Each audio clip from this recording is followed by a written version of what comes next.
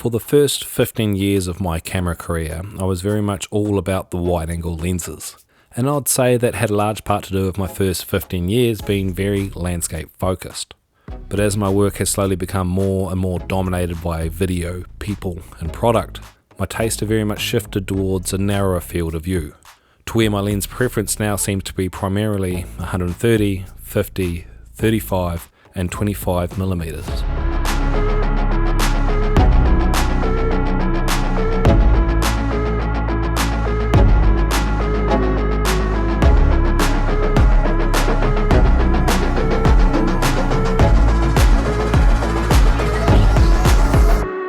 For as long as this channel has been going, my reviews have been very technical, but recently I found the drive towards a different way of reviewing. I am doing this for one giant purpose. I believe that if with very minimal editing I can capture footage with this lens that is pleasing to you, then hopefully you can too. But to jump over to specs, there is one factor I would like to address first, and that is price. This lens is cheap. Quite possibly the cheapest 25mm cine lens I could find, and you are watching this 4K video on YouTube. Is much of your content going to have a higher output requirement than this? And is this footage good enough for your needs? So to test this lens and myself a little harder, I decided to take it out on my first ever manual focus only job, a cabaret festival. I've shot a lot of content like this before, but not exclusively with cinema lenses limited only to manual focus. And this job confirmed that this lens is more than sharp enough for 4K content. I was very happy with the colours out of this lens, though I'm also under very artificial light using a baked-in film simulation. But the real surprise from this job was the lens flare.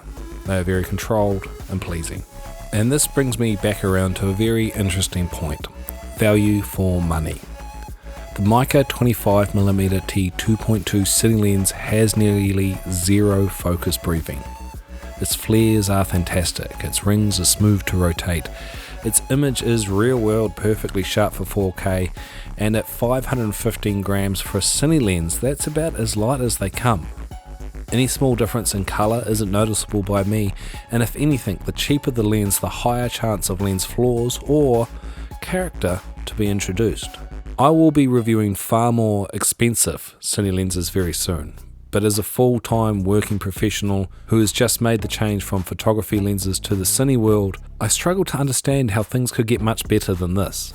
It could be a personal bias from shooting entertaining content that I am proud of, that just by using this lens to film something that looks great has in turn given me rose-tinted glasses, if you will, towards this lens. Which is exactly my point. If I can capture content I love, with little to no experience with cine lenses, and you too also found this video pleasing to view, how much better do we really need? So if you want to spend 4 to 20 times the money, I'm sure a far more expensive lens will be sharper, have less breathing, better characteristics, in general be a better lens. But my question to you is, will you notice? See, so often we get caught up with a need for the best, but this lens has blown my mind about how amazing one of the cheapest can be. So to get technical for a moment, this lens holds up very well at 4K, sharp everywhere I need it to be, but for 4K video I haven't yet found a lens that isn't.